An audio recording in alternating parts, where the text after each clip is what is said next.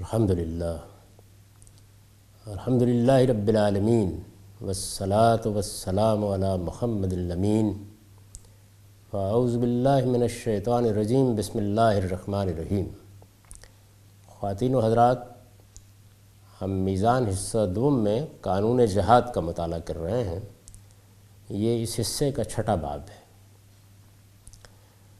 رسول اللہ صلی اللہ علیہ وسلم کے ذریعے سے اتمام حجت کے بعد آپ کے منکرین پر سزا کا نفاذ کس طرح ہوا؟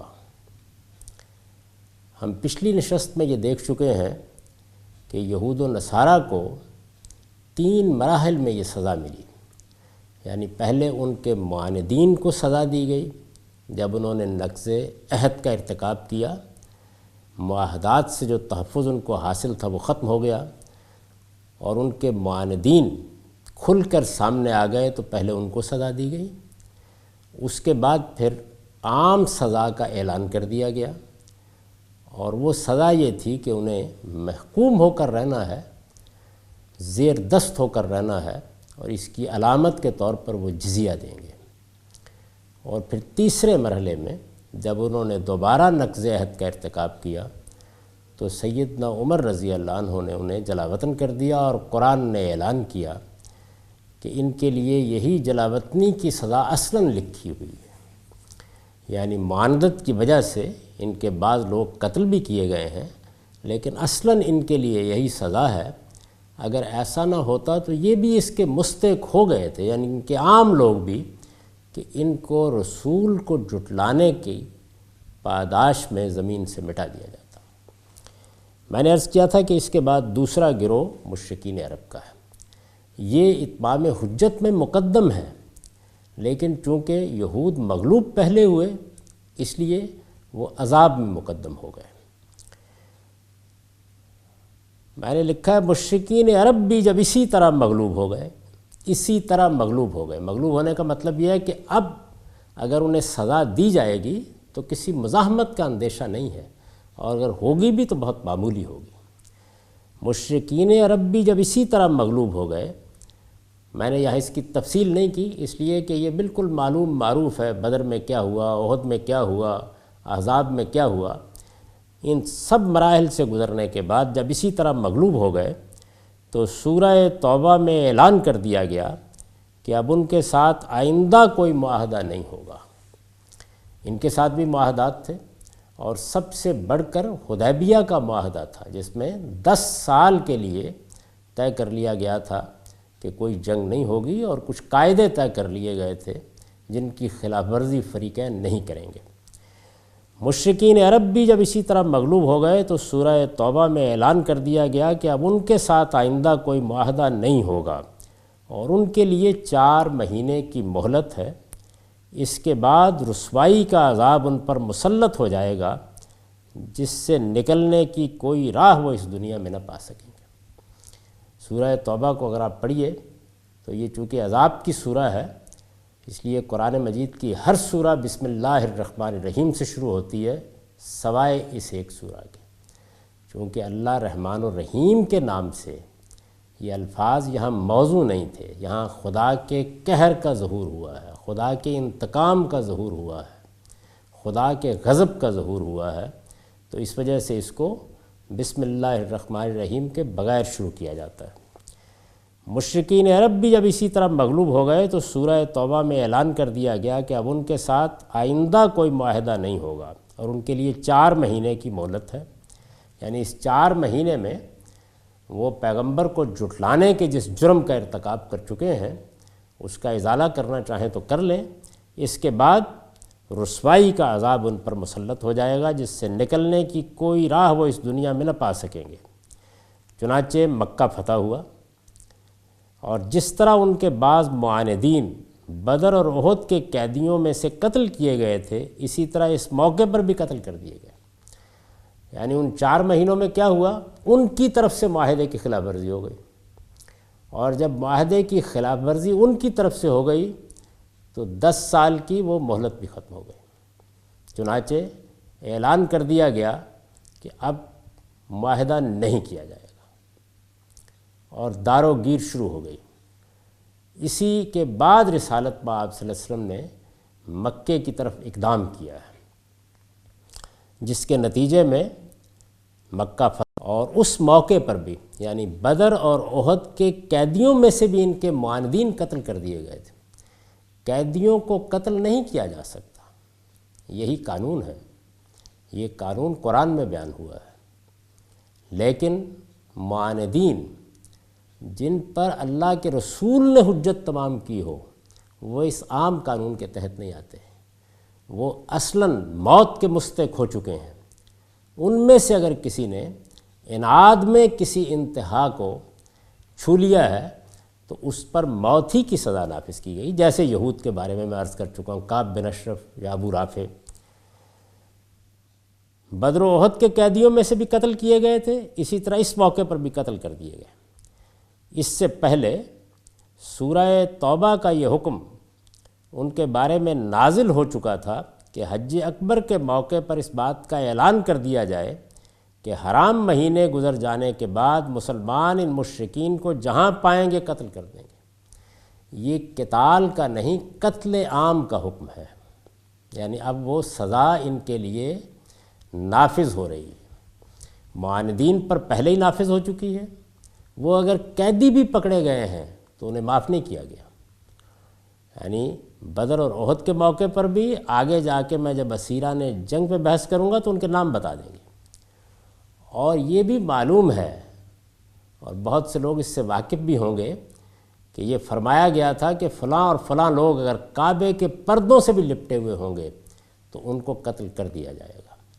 یہ وہ معاندین ہیں، یعنی جنہوں نے صرف رسول اللہ صلی اللہ علیہ وسلم کی تکذیب ہی نہیں کی، اس سے آگے بڑھ کر دشمنی پر اتر آئے، مقابلے میں کھڑے ہو گئے، مظالم کا ارتکاب کیا، سازشیں کی۔ تو جب معاندت یا دشمنی بھی ظاہر ہو گئی، ایک ہے کہ آپ نے جھٹلا دیا، انکار کر دیا، پیغمبر کو نہیں مانا، پیغمبر کی طرف سے اتمام حجت کے بعد یہ جرم بھی ناقابل معافی ہو جاتا ہے، جیسے کہ قرآن مجید کی روشنی میں عرض کر چکا۔ لیکن اس سے آگے بڑھ کر معاندت کا ارتکاب کیا تو پھر تو کوئی امکان ہی باقی نہیں رہ جاتا۔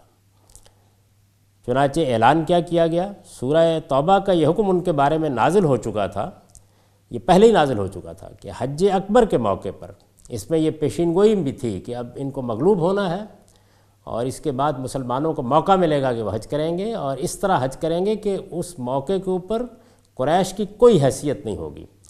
چنانچہ بہت پہلے یہ کہہ دیا گیا تھا کہ حج اکبر کے موقع پر اس بات کا اعلان کر دیا جائے کہ حرام مہینے گزر جانے کے بعد، پہلے ان کو 4 مہینے کی مہلت دی گئی، داروگیر شروع ہو گئی۔ اس زمانے میں ریڈیو ٹیلیویژن نہیں تھا کہ سب لوگوں تک اعلان پہنچایا جائے، تو یہ الٹیمیٹم جن جن لوگوں تک پہنچتا چلا گیا ان کے خلاف اقدام بھی کیا جاتا رہا۔ پھر یہ کہا گیا کہ سارے عرب تک اس اعلان کو پہنچانے کے لیے حج اکبر کا انتظار کیا جائے، اور اس موقع پر جب ہر جگہ سے لوگ آئے ہوئے ہوں گے وہاں یہ اعلان کیا جائے، اور چونکہ جس موقع پر اعلان کیا جائے گا اس وقت حرام مہینے شروع ہو چکے ہوں گے، اور حرام مہینوں کے بارے میں ہم یہ پہلے پڑھ چکے ہیں کہ ان کی حرمت کو ہر حال میں قائم رکھا جائے گا، الا یہ کہ فریق مخالف کی طرف سے کوئی اقدام ہو جائے۔ تو اس وجہ سے 50 دن حرام مہینوں کے کم و بیش باقی ہوں گے، یعنی 10 ذوالحج کو اعلان اگر کیا جائے گا تو اس کے بعد 20 دن یہ، اور آگے محرم کے بھی 29 یا 30 دن۔ تو یہ کہا گیا کہ جب یہ حرام مہینے گزر جائیں، یعنی یہ 50 دن جب گزر جائیں تو پھر مسلمان ان مشرکین کو جہاں پائیں گے قتل کر دیں گے، الا یہ کہ وہ ایمان لائیں، نماز کا اہتمام کریں اور زکوٰۃ ادا کریں۔ یعنی ان شرائط کا اعلان کر کے یہ کہہ دیا گیا کہ اب بچنے کی کوئی راہ باقی نہیں رہی۔ یہ بالجبر ایمان پر لانا نہیں ہے، سزا نافذ کر دینی ہے، البتہ یہ بچ سکتے ہیں اس سے، یعنی زندگی کی کچھ مہلت دنیا میں پا سکتے ہیں، آخرت کا مواخذہ تو ہونا ہے کیونکہ اس کا تعلق باطن سے ہے۔ اس سے مستثنا صرف وہ لوگ قرار دیے گئے جن کے ساتھ متعین مدت کے معاہدات تھے، یعنی جب وہ اعلان کیا گیا تھا تو اس اعلان میں یہ کہہ دیا گیا تھا کہ جن کے ساتھ متعین مدت کے معاہدات ہیں ان کو اس مدت تک پورا کیا جائے گا۔ انہی کی طرف میں اس سے پہلے اخلاقی حدود کے ذیل میں اشارہ کر چکا ہوں۔ ان کے بارے میں ہدایت کی گئی کہ اگر وہ کوئی خلاف ورزی نہیں کرتے تو ان معاہدات کی مدت تک انہیں پورا کیا جائے گا۔ یہ قریش کی بدقسمتی تھی کہ ان کے پاس 10 سال کی مہلت تھی، اور معلوم نہیں کہ اس میں کیا کیا چیزیں ظہور پذیر ہو جاتی، لیکن ان کی طرف سے بہت جلد خلاف ورزی ہو گئی، اور جب خلاف ورزی ہو گئی تو اللہ تعالیٰ کی طرف سے بھی اعلان کر دیا گیا کہ اب ہم معاہدے کے پابند نہیں رہے۔ تو ان معاہدات کی مدت تک انہیں پورا کیا جائے گا۔ اس کے صاف معنی یہ تھے کہ مدت پوری ہو جانے کے بعد یہ معاہدین بھی اسی انجام کو پہنچیں گے جو جزیرہ نما عرب کے تمام مشرکین کے لیے مقدر کر دیا گیا ہے۔ وہ انجام کیا ہے کہ مشرکین عرب کو زمین سے مٹا دیا جائے گا اور اہل کتاب کو محکومی کی سزا دی جائے گی۔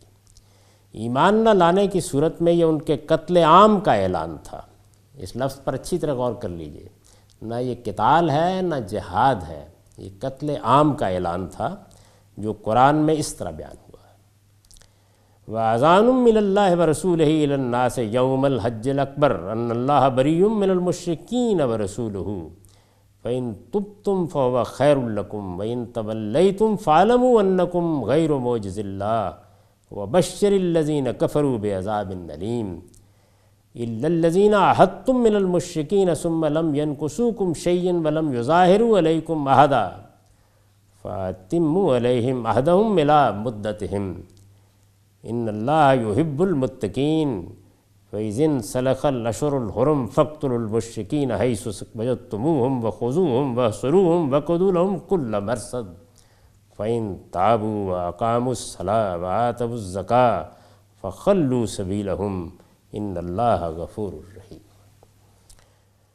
اور اللہ اس کے رسول کی طرف سے حج اکبر کے دن لوگوں میں منادی کر دی جائے کہ اللہ ان مشرکوں سے بری الذمہ ہے اور اس کا رسول بھی، یعنی معاملہ ختم ہو گیا، اب سزا کا موقع آ گیا، اب کسی نوعیت کا کوئی تعلق باقی نہیں رہا، اب زمین پر ان کے رہنے کی کوئی صورت باقی نہیں رہی۔ اللہ اور رسول نے برات کا اعلان کر دیا۔ اس لیے اگر توبہ کر لو تو یہ تمہارے لیے بہتر ہے، اور اگر روح گردانی کرو گے تو جان لو کہ تم اللہ کو عاجز نہیں کر سکتے۔ اور ان منکروں کو اے پیغمبر ایک دردناک عذاب کی بشارت دے دو۔ اس سے مستثنیٰ صرف وہ مشرکین ہیں جن سے تم لوگوں نے معاہدہ کیا اور انہوں نے اس میں نہ کوئی خیانت کی ہے اور نہ تمہارے خلاف کسی کی مدد کی ہے، سو ان کا معاہدہ، ان کی قراردادہ مدت تک پورا کرو۔ یعنی اگر کوئی معاہدہ مؤقت ہے، اس کی مدت مقرر ہے تو وہ پورا کیا جائے گا اور اس کے بعد پھر سزا ہوگی، لیکن باقیوں کے لیے دار و گیر شروع کر دو۔ سو ان کا معاہدہ، ان کی قراردادہ مدت تک پورا کرو۔ اللہ یقیناً ان لوگوں کو پسند کرتا ہے جو حدود کی پابندی کرتے ہیں۔ پھر جب حج کے بعد حرام مہینے گزر جائیں تو ان مشرکوں کو جہاں پاؤ قتل کرو، انہیں پکڑو، انہیں گھیرو اور ہر گات میں ان کی طاق لگاؤ۔ ہاں، اگر یہ توبہ کر لیں اور نماز کا اہتمام کریں اور زکوٰۃ ادا کریں تو ان کی راہ چھوڑ دو، بے شک اللہ بخشنے والا ہے، وہ سراسر رحمت ہے۔ یعنی وہ عذاب جو قوم نوح پر آیا، وہ عذاب جو قوم عاد پر آیا، وہ عذاب جو قوم سمود پر آیا، یہ اس عذاب کا اعلان ہے۔ میں عرض کر چکا کہ یہ عذاب چونکہ تلواروں کے ذریعے سے آیا، اس کا نفاذ رسالت آپ صلی اللہ علیہ وسلم اور آپ کے صحابہ کے ذریعے سے ہوا، اس لیے یہ غلط فہمی کا باعث بنا ہے۔ یہ واضح طور پر سمجھ لیجئے کہ ایک چیز شریعت ہے جس کے احکام ہم مسلمانوں کو دیے گئے ہیں، اس کے احکام میں جہاد صرف ظلم و عدوان کے خلاف ہو سکتا ہے، اس کے سوا جہاد کی اور قتال کی ہر صورت ہمیشہ کے لیے ختم ہو گئی۔ اسی طرح شرک، کفر اور ارتداد، یہ تین جرائم، ان کا شریعت میں کسی سزا سے کوئی تعلق نہیں۔ کوئی حکومت، کوئی نظم اجتماعی ان جرائم پر کوئی سزا دنیا میں نہیں دے سکتا۔ اللہ تعالیٰ نے یہ سزا دی اور اتمام حجت کے بعد پیغمبر کے منکرین کو دی، اور اگر وہ منکرین ایمان لا کر پھر مرتد ہوئے تو ان کو بھی دی۔ یہ سنت الہی کا ظہور ہے، اس فرق کو واضح طور پر سمجھ لینا چاہیے۔ یعنی یہ سزا دی جا رہی ہے، اللہ تعالیٰ کی طرف سے اتمام حجت کے بعد، اور اس طرح گویا زمین کے اوپر یہ مظاہرہ کیا جا رہا ہے کہ آسمان کا پروردگار جو معاملہ پوری انسانیت کے ساتھ قیامت میں کرنے والا ہے وہ محمد الرسول اللہ کی بعثت کے بعد آخری مرتبہ زمین پر کر کے دکھا رہا ہے۔ اسی طریقے سے الٹیمیٹم دے دیا گیا، اور ایک شخص نے بغیر کسی فوج کے، بغیر کسی لشکر کے دعوت کی ابتدا کی، اور وہ وقت آ گیا کہ ایک ایک لفظ پورا ہو گیا اور سزا نافذ کر دی گئی۔ تو یہ سزا کا نفاذ ہے۔ ان اقدامات سے جنگ کا وہ مقصد تو بالکل آخری درجے میں پورا ہو گیا جو یکون الدین کلہ للہ، یہاں سے بات شروع ہوئی تھی۔ یعنی قرآن نے کیا کہا تھا کہ اب اگر انہوں نے مزاحمت کی تو عذاب شروع ہو جائے گا، اور ان کے فتنے کا بھی سر توڑ دیا جائے گا۔ یہ جو فساد برپا کیے ہوئے ہیں اور جو پرسیکیوشن کر رہے ہیں اس کا بھی سر توڑ دیا جائے گا۔ اور پھر اتنا ہی نہیں، ان کو اب پیغمبر کو جھٹلانے کی سزا دی جائے گی، اور اس سزا کے نتیجے میں یہ مٹا دیے جائیں گے، اور اس سرزمین میں دین صرف اللہ کا ہو جائے گا۔ یہی سب رسولوں کے بارے میں اللہ کا قانون ہے۔ یہ اس قانون کا اطلاق ہوا ہے، یہ اس سنت الہی کا ظہور ہوا ہے۔ یہ نہ کوئی انقلاب تھا، نہ کوئی سیاسی جدوجہد تھی، نہ کوئی شرعی احکام کا نفاذ تھا۔ یہ حقیقت میں خدا کی ایک سنت اور خدا کے ایک قانون کا ظہور تھا۔ اس میں براہ راست اللہ تعالیٰ وہ جزا و سزا برپا کر رہے ہیں جو وہ قیامت میں پوری انسانیت کے لیے برپا کریں گے۔ جو یکون الدین کلہ للہ میں بیان ہوا ہے، لیکن اس کے دوران میں رسول اللہ صلی اللہ علیہ وسلم نے اپنی دعوت جزیرہ نمایاں عرب سے باہر قریب کی تمام قوموں کے سامنے بھی پیش کر دی۔ ایک اور غیر معمولی واقعہ ہوا، یعنی رسالت میں آپ صلی اللہ علیہ وسلم آخری رسول کی حیثیت سے، یہ سمجھ لیجئے کہ یہ خدا کا آخری پیغمبر ہے، آخری مرتبہ یہ جزا و سزا برپا ہو رہی ہے۔ یہ 10 مرتبہ برپا ہو چکی تھی۔ قرآن مجید جگہ جگہ اس کی داستان سناتا ہے۔ عام طور پر لوگ یہ خیال کرتے ہیں کہ کوئی قوم جب برائیوں میں مبتلا ہو جاتی ہے تو اس پر اللہ کا عذاب آتا ہے، اس کے واقعات سنائے گئے ہیں۔ یہ برائیاں ہوتی رہتی ہیں۔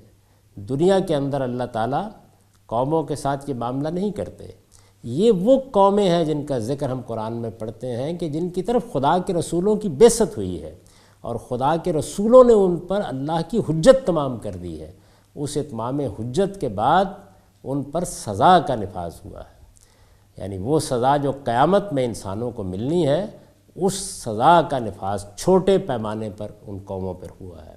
اس سزا کے لیے دونوں پہلو سامنے آتے ہیں، یعنی اہل ایمان کو لازماً سرفرازی حاصل ہوتی ہے، رسول اور اس کے ساتھیوں کو لازماً غلبہ حاصل ہوتا ہے۔ وہ اگر ایک کشتی کے برابر بھی ہوں تو کشتی بنائی جاتی ہے اور انہیں نجات حاصل ہوتی ہے، اور باقی پوری قوم کے اوپر سزا کا نفاذ ہو جاتا ہے۔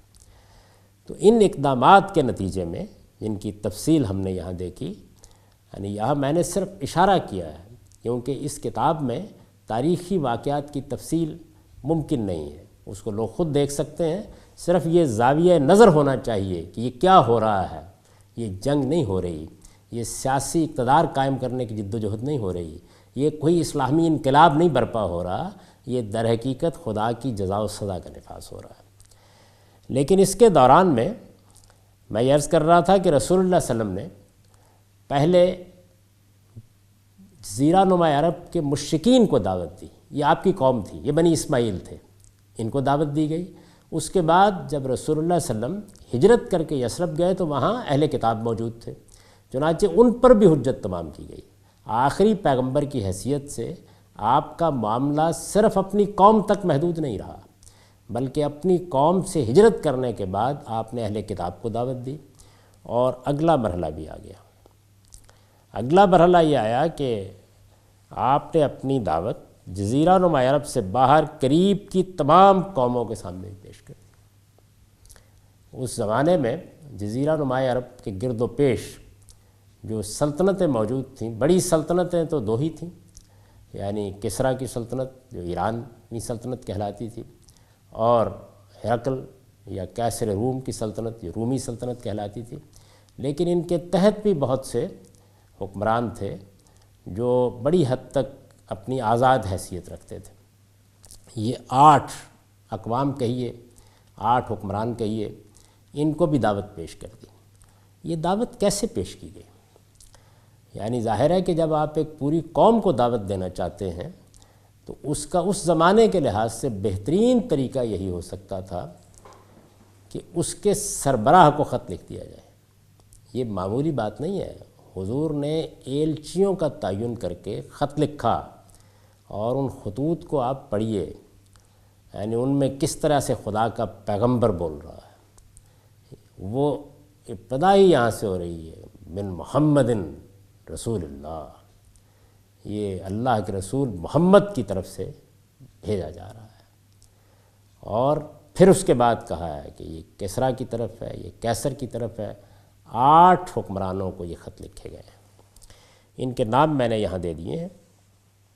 ان سربراہوں کے نام یہ ہیں: نجاشی شاہ حبش تھے، مقوقس مصر کے بادشاہ تھے، خسرو پرویز فارس کے بادشاہ تھے، روم کے بادشاہ کا نام قیصر تھا، منذر بن ساوی بحرین کے حاکم تھے، حوضہ بن علی یمامہ کے حاکم تھے، حارث بن ابی شمر دمشق کے حاکم تھے، اور جعفر شاہ عمان تھے۔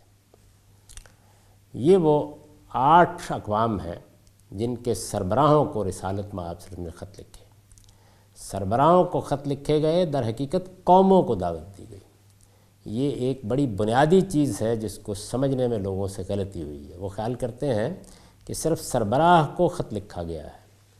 مقصد یہ تھا کہ جب یہ خط دربار میں پڑھا جائے گا، اعیان و اکابر کے سامنے پیش ہوگا، جب ایک تنہا شخص، اور اگر آپ اس زمانے کے لحاظ سے دیکھیں تو ایک بدو اٹھ کر یہ کہے گا کہ میں دنیا کی بڑی سلطنتوں کو یہ کہہ رہا ہوں کہ میں خدا کا رسول ہوں اور تمہیں دعوت پہنچا رہا ہوں، تو ایک ہنگامہ برپا ہوگا، ایک ایک فرد تک یہ بات پہنچ جائے گی۔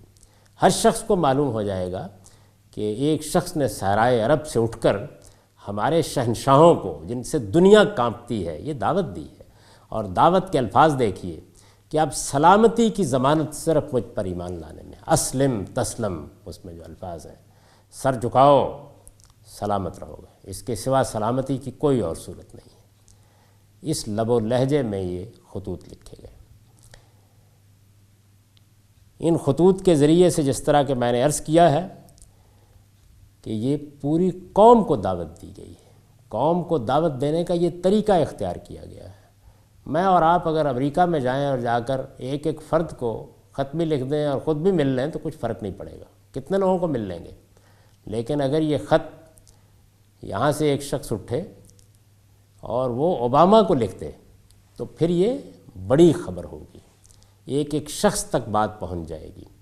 چونکہ رسول کی طرف سے اتمام حجت کے لیے پہلی شرط یہی ہے کہ یہ دعوت رسول کی زندگی میں رسول کی زبان سے پہنچے، یعنی خط لکھ کے پہنچائی جائے، لوگوں کو یہ معلوم ہو کہ اس وقت خدا کا رسول دنیا میں موجود ہے اور خدا کے سفیر کی حیثیت سے وہ دعوت دے رہا ہے، نہ کہ کوئی عام دائی دعوت دے رہا ہے۔ اس طریقے سے یہ دعوت دی گئی۔ لیکن اس کے دوران میں رسول اللہ صلی اللہ علیہ وسلم نے اپنی دعوت جزیرہ نما عرب سے باہر قریب کی تمام قوموں کے سامنے بھی پیش کر دی، اور ان کے سربراہوں کو خط لکھ کر ان پر واضح کر دیا کہ اب اسلام ہی ان کے لیے سلامتی کی ضمانت بن سکتا ہے۔ اس کے معنی یہ تھے کہ خدا کی جو حجت آپ کے ذریعے سے عرب کے مشرکین اور یہود و نصارہ پر قائم ہوئی ہے، ہم ان کو پڑھ چکے ہیں پہلے۔ خدا کی جو حجت آپ کے ذریعے سے عرب کے مشرکین، یعنی آپ کی قوم کے لوگ بنی اسماعیل، اور یہود و نصارہ پر قائم ہوئی ہے، وہ آپ کے دنیا سے رخصت ہونے سے پہلے جزیرہ نما سے باہر کی ان قوموں پر بھی قائم ہو جائے گی، ورنہ خدا کا پیغمبر کبھی دعوت نہ دیتا۔ خدا کے پیغمبر کا دعوت دینا کوئی معمولی بات نہیں ہے، پھر یہ معاملہ صحابہ کرام کے لیے چھوڑ دیا جاتا۔ خود رسالت میں آپ صلی اللہ علیہ وسلم نے اور دنیا سے رخصت ہونے سے کم و بیش 4 سال پہلے یہ دعوت دی ہے۔ یہ خطوط 6 ہجری کے خاتمے پر یا 7 کی ابتدا میں لکھے گئے۔ تو کم و بیش 4 سال پہلے رسول اللہ صلی اللہ علیہ وسلم نے یہ خط لکھ دیے اور اپنے ایلچی بھیج کر پہنچا دیے۔